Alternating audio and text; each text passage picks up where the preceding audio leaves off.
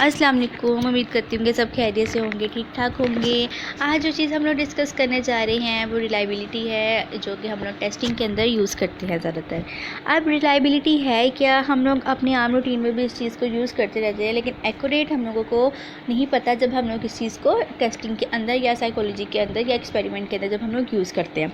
तो रिलायबिलिटी क्या कहती है कि ये कहती है कि it refers to the consistency of a research study और अ मेजरिंग टेस्ट, यानी कि जब आप कोई टेस्ट कर रहे होते हो या रिसर्च स्टडी कर रहे होते हो, उसके रिज़ल्ट के अंदर कितनी कंसिस्टेंसी है, कितनी एक्यूरेसी है, उस चीज़ को मैयर जब हम लोग करते हैं तो वो आ जाती है रिलायबिलिटी के अंदर।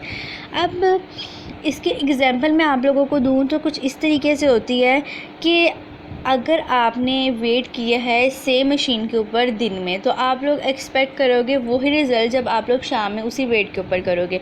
यानी कि जब आप उसकी ये चीज़ देखनी होती है ना कि कितना एक्यूरेसी है इन दोनों के रिज़ल्ट में, तो आप लोगों की एक्यूरेसी क्या होगी, जो आपने सुबह किया है वेट वही आपका वेट आना चाहिए रात को। तो क्या होगा, दोनों टेस्ट के जो स्कोरिंग है उसके अंदर एक्यूरेसी आई है, वो लोग बिल्कुल कंसिस्टेंट है, तो आप कह देते हैं कि मेरा जो डाटा आया है, जो वेट आया है वो बिल्कुल रिलायबल आया है। अब इसकी टाइप्स की बात करते हैं तो 4 तरह की इसकी टाइप्स होती हैं, उसको हम लोग अब डिस्कस कर लेते हैं। तो सबसे पहला टेस्ट आता है जी इसका टेस्ट रिलायबिलिटी। टेस्ट रिलायबिलिटी क्या कहती है कि ये मेजर करती है consistency of a result when you repeat the same test on a same sample at a different point of interval और टाइम, यानी कि जब आप एक ही टेस्ट को सेम सैंपल के ऊपर कुछ इंटरवल के बाद या कुछ टाइम गैप के बाद एडमिनिस्टर करोगे, तो उन दोनों के दरमियान जो रिज़ल्ट आएगा वो आपस में कोरिलेट होना चाहिए, वो आपस के अंदर सेम होना चाहिए। ये कहता है हमें टेस्ट रिलायबिलिटी। अब इसका जो हम देखते हैं कि टाइम गैप दोनों टेस्ट के दरमियान कितना होना चाहिए, वो एटलीस्ट कोई 3 मंथ का गैप होना चाहिए दोनों टेस्ट को एडमिनिस्टर करवाने के ऊपर। फिर इनकी टेस्ट की बेस्ट रिलायबिलिटी क्या होती है, वो 0.8% होती है।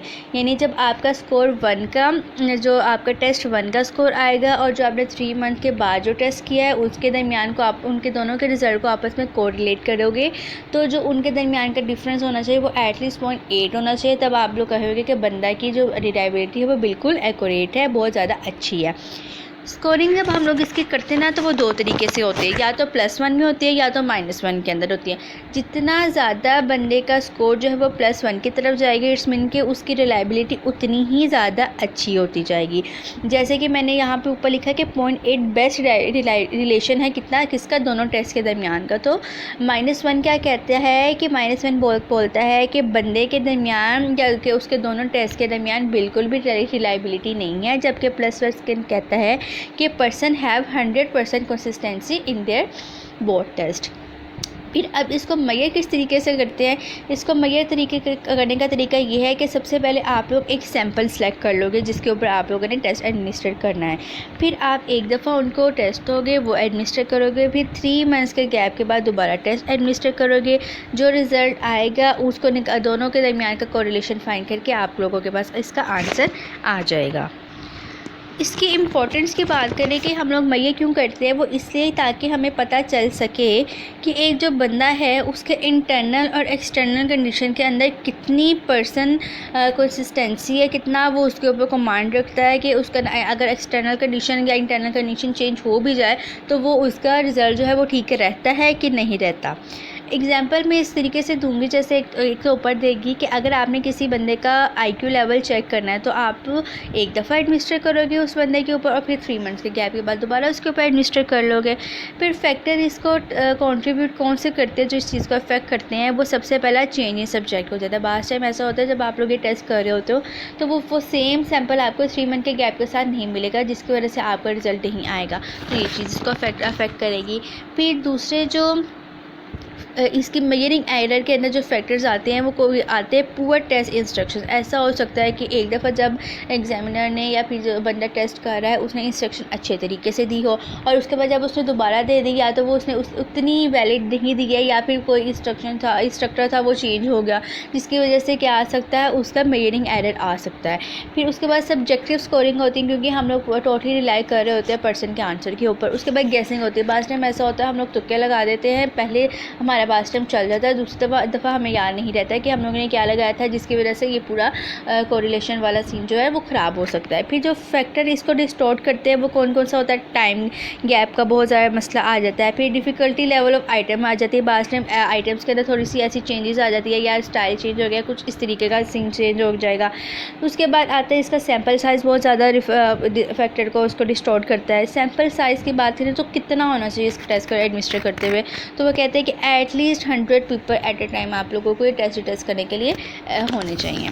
फिर उसके बाद बात करते हैं जी पैरेलल फॉर्म ऑफ रिलायबिलिटी की। ये क्या कहता है कि पैरेलल फॉर्म कहता है जब हम लोग एक टेस्ट को, सेम टेस्ट को जब 2 दफ़ा एक ही बंदे के ऊपर एडमिनिस्टर करेंगे ना, तो उसको जनाब कह रहे थे पैरेलल फॉर्म रिलायबिलिटी। ये क्या चीज़ है, देखो जी, ये सब उसकी टेस्ट की ही तरह की होती है, लेकिन उसके अंदर हम लोग 3 मंथ का गैप देते हैं, इसके अंदर हम लोग इतना गैप नहीं देंगे, या तो एट ए टाइम एडमिनिस्टर कर लेंगे, या तो फिर क्या करते हैं जी कुछ टाइम के डिफरेंस, या एक दिन या दो दिन के बाद हम उसको एडमिनिस्टर कर लेते हैं। अब इसमें चेंजेस क्या आती है पैरेलल फॉर्म ऑफ रिलायबिलिटी के अंदर, ये चीज़ हम लोग देख सकते हैं, इसको देखने के लिए करते हैं कि जनाब कि अगर हम लोग किसी चीज़ का स्टाइल चेंज कर दें तो आया कि उस बंदे की रिलायबिलिटी के अंदर डिफरेंस आएगा नहीं। जैसे कि मैं आपको बताऊं कि इस टेस्ट को हम लोग जब करते हैं ना, तो इसके अंदर सेम कंटेंट रहता है, सेम आइटम रहता है, सेम क्वेश्चंस आएंगे, लेकिन चेंजेस क्या आती है, सिर्फ इसकी जो स्टाइल के अंदर चेंज आ जाएगा, या फिर उसकी जो उसकी प्रिंटिंग है उसके अंदर चेंज आ जाएगा, बाकी सेम रहता है। पैरेलल है ना, तो बिल्कुल सेम ही रहेगा, बस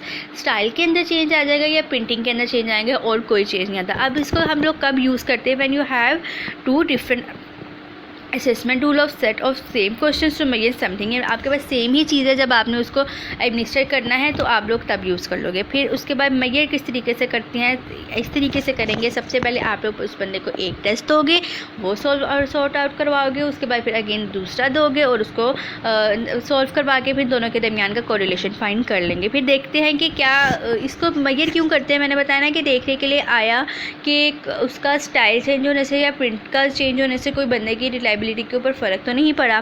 कोर्स इसकी बहुत ज़्यादा एक्सपेंसिव होती है, क्योंकि हम लोग ने सेम ही क्वेश्चन को दोबारा से स्टाइल चेंज करके लिख रहे होते हैं, तो इस वजह से इसकी कॉस्ट बहुत ज़्यादा आती है। फिर उसके बाद साइकोमेट्रिक क्वालिटी की बात करें तो इसकी सेंट्रल टेंडेंसी बिल्कुल सेम होगी, इसके सेम नॉर्म्स होंगे जो मैंने अभी आपको डिस्कस किया, और उसका सेम कंटेंट होगा, सेम सारी चीज़ें होती हैं। फिर इसको फैक्टर अफेक्टिंग कौन कौन से करेंगे, या तो बंदा उसको करते करते बोर हो जाएगा, या तो फिर उसके बाद उसके टाइपिंग स्टाइलिंग के अंदर अगर चेंजेस आ रहे तो ये भी इसको इफ़ेक्ट कर सकता है। फिर अगली बात करो तो आता है जी स्प्लिट हाफ रिलायबिलिटी। ये क्या होती है, आप 2 टेस्ट को क्या कर देते हो, 2 पार्ट्स के अंदर डिवाइड कर देते हो। वो किस तरीके से कि जैसे अपनी आसानी के लिए कर लेते हो। जैसे कि अंदर बिलफर्ज आप लोग कहते हो कि कोई 10 क्वेश्चन है, ठीक है, तो आप लोग क्या करोगे, 5 को एक दफ़ा सॉल्व करवा लोगे, 5 को दूसरी दफ़ा सॉल्व करवा लोगे, या फिर आप लोग कैसे करते हो कि और इवन के अंदर कन्वर्ट कर दोगे। ऐसे 1 3 5 करके आप लोग और को इस तरफ कर दोगे और इवन को 2 4 करके ना उस टेस्ट को बाद में रिपीट करवाओगे। अब इसको करवाते क्यों हैं, आप देखो लिखा है कि हाउ ये इसको बल्कि करते किस तरीके से हम, सेम तरीका है। पहला आप लोग जो अपना टेस्ट हाफ स्प्लिट हुआ है उसको एक टाइम दे दोगे और दूसरा टेस्ट को उसको दूसरी तरफ दे दोगे। इसको सॉल्व करने के लिए कुछ फार्मूलाज यूज़ होते हैं, जैसे कि स्पेयरमैन ब्राउन फार्मूला है। इसने कहा कि जब हम लोग इस चीज़ को कर रहे होते हैं ना, तो जो टेस्ट हमारे पास आते हैं तो उनका रिज़ल्ट हमारे पास इतना एक्यूरेट नहीं आता। तो उसने कहा कि इन दोनों के जब हम लोग मीन्स को आपस के अंदर एड अप करवा लेते हैं, सम अप करवा लेते हैं, तो हमारे पास एक रिलायबिलिटी अच्छी मिलती है, जिसको उसने कहा कि वो स्पेयरमैन ब्राउन फार्मूला, और उससे हम लोगों को इनके दरमियान का कोरिलेशन फाइंड करना चाहिए या कैलकुलेट करना चाहिए। अब ये देखिए फार्मूला लिखा हुआ है कि R = 2R/1 + R। तो अब ये क्या चीज़ है, ये जो R फुल लिखा हुआ है वो आपकी टेस्ट की पूरी रिलायबिलिटी है, और जबकि दूसरी तरफ जो हाफ R लिखा हुआ है वो जो दोनों टेस्ट की आपने हाफ रिलायबिलिटी निकाली हुई है ना, वो चीज़ आ जाएगी इसमें। अच्छा, अब इस टेस्ट को किया क्यों गया, क्योंकि कहा जाता था कि जो शॉर्टर टेस्ट है ना वो ज़्यादा रिलायबल होता है as compare to longer one. तो इसने स्पेयरमैन ब्राउन ने इस चीज़ को कहा है कि इस तरीके से नहीं होता, बल्कि पूरा टेस्ट भी रिलायबल हो सकता है, बस उनके दरमियान के चीज़ों को अगर हम लोग उसके दरमियान को सम अप करें तो हमारे पास एक अच्छा आंसर निकल आता है। जैसे कि अब आप लोग नीचे देखें तो ये हाफ 1 लिया और हाफ 2 के ना, देखो हाफ 1 के अंदर उन्होंने 1 3 5 7 वाले क्वेश्चन कर दिए हैं सारे, यानी कि ओड वाले, और उसके बाद भी हाफ ट्रू के अंदर उन्होंने इवन वाले करके एक ही पर्सन है उन दोनों के ऊपर एडमिनिस्टर करवाया, तो आपको आंसर निकला है। फिर कोएफिशिएंट अल्फ़ा भी इसको यूज़ करते हैं कि ये कहता है कि अगर हम लोग दोनों चीज़ों के दरमियान का अगर हम लोग मीन लेते हैं इस तरीके से कि वो जो स्पेयरमैन का उसने फार्मूला ऊपर दिया हुआ है उसके साथ उसको करेक्टेड किया जाए, उसको यूज़ करके अगर किया जाए तो हमारे पास एक अच्छा चीज़ आती है, तो इसको हम लोग कहते हैं कि वो कोएफिशिएंट अल्फ़ा हो जाता है। अब इसका फार्मूला देखिए कि a इज़ इक्वल टू के ओवर के माइनस 1 और 1 minus sigma square over sigma square, ठीक है। यानी कि ये क्या summation sigma square over sigma square, ये क्या चीज़ कहती हैं कि अगर हम लोग सपोज कर रहे हैं कि जो a लिखा हुआ है वो कोएफिशिएंट अल्फ़ा है, ठीक है। के जो है हमारा वो क्या नंबर ऑफ आइटम्स है और सिग्मा क्या आता है, इसका वेरिएंस ऑफ वन आइटम आ जाता है, ठीक है। यानी सिग्मा स्क्वायर वो वेरिएंस ऑफ वन आइटम है और जबकि ऊपर वाला चीज़ आती है वो समीशन आता है। तो उसने कहा कि तब भी हम लोग दोनों के दरमियान का रिलेशनशिप फाइंड कर सकते हैं। यानी ये चीज़ क्या कह रही थी कि ज़्यादा अगर हम लोग दो हाफ में डिवाइड करके भी ज़्यादा चीज़ों का अगर हम लोग रिलायबिलिटी निकालना चाहें तो हम लोग वो चीज़ निकाल सकते हैं। अब उसके बाद रिचर्डसन ऐसा इसने किया मैयर, इसको उसने क्या कहा है कि इंटरनल कंसिस्टेंसी मैयर की दो डाइकोटोमस चॉइसेस के ना, यानी कि हाँ ज़ीरो वो वाले स्कोर जिसके अंदर ज़ीरो या 1 वाली होती है उनके दरमियान की जब इसने रिलायबिलिटी फाइंड की तो उसने कहा तब भी हम लोग चीज़ों के दरमियान रिलायबिलिटी फाइंड आउट कर सकते हैं। उसका भी इसने फार्मूला दे दिया, उसने बोला कि ये जो नीचे लिखा हुआ है ये इसका फार्मूला है, तो उसके अंदर से क्या क्या चीज़ें हैं कि n is equal to sample size होता है टेस्ट का, v जो है वो उसका वेरिएंस टेंस होता है, p जो होता है वो proportion of people passing the item और q होता है proportion of people failing the item. जो जब हम एक दफ़ा एक टेस्ट करवाते हैं यानी कि 0 और 1 में से जिसने अगर किसी ने आंसर ठीक दे दिया तो कहते हैं कि वो पास हो गया, और अगर किसी ने 0 दे दिया तो इसमें कि वो फेल हो गया। तो इस चीज़ को उसने मैया किया कि जितना ज़्यादा 1 के पास एक बंदा जाएगा उतना ज़्यादा उस टेस्ट का रिलायबल होना होता है। फिर उसके बाद बात कर तो इंटर स्कोरर रिलायबिलिटी की, ये क्या होता है कि सिंपल रिलायबिलिटी हम लोग मैयर करते हैं ऑन डिफरेंट पीपल के ऊपर। वो किस तरीके से अगर हम लोगों ने कहा कि एक बंदा आ रहा है, ठीक है, उसने एक चीज़ है, हम लोग उन लोगों के ऊपर ये बेसिकली एडमिनिस्टर करते होते हैं इंटर स्कोरर रिलायबिलिटी, जिनको हम लोगों ने देखना होता है कि वो मालएडजस्टेड तो नहीं है, वो कहीं अबनॉर्मल तो नहीं है, वो कहीं उन लोगों के ब्रेन के अंदर कोई प्रॉब्लम तो नहीं है। जैसे कि अगर हमें पता है कि सामने रखा जो चिड़िया है वो चिड़िया है, ठीक है। अगर हम लोग उन लोगों के सामने वो पिक्चर्स रख देंगे, ठीक है, उससे बताएंगे कि उसने कहेंगे कि इसके अंदर से जो चिड़िया है या स्पैरो है वो उसको आप अलग कर दें, ठीक है। और जो उसके साथ आप लोगों ने क्या वो दूसरी चीज़ें भी रखी होती हैं जैसे कि डॉग रख दिया है और या कोई दूसरे एनिमल्स रख दिए, तो अगर वो उस बंदा जो है वो या जो जिसके ऊपर आप एडमिनिस्टर करते हो वो स्पैरो को साइड के ऊपर निकाल के रखते हैं तो वेल एंड गुड, वो बिल्कुल बंदा ठीक है। अगर वो इस चीज़ को नहीं ना कर पाए, ठीक है, तो हम लोग हमें पता चल जाएगा वो बंदा मालएडजस्टेड है, वो सही तरीके से उस चीज़ों को कैटेगराइज नहीं कर सकता। तो ये चीज़ हम लोग कब यूज़ करते हैं जब हम लोगों ने देखना हो कि अगर एक कॉन्सेप्ट जो वैलिड है, ठीक है, दूसरे जो अबनॉर्मल बंदे हैं वो उसको सही तरीके से ठीक कैटेगराइज कर सकते हैं तो या नहीं कर सकते हैं। तो इस चीज़ को हम लोग कहते हैं कि ये इंटर स्कोरर रिलायबिलिटी हो जाती है। उम्मीद करती हूँ कि आप लोगों को ये वाला लेक्चर जो है वो आसानी से समझ आ गया होगा, लेकिन फिर भी अगर कोई मसला आता है तो आप लोग मुझसे कमेंट सेक्शन में पूछ सकते हैं। और अगर आपको वीडियो पसंद आई हो तो काइंडली मेरे चैनल को लाइक कर दें, सब्सक्राइब कर दें। Thank you.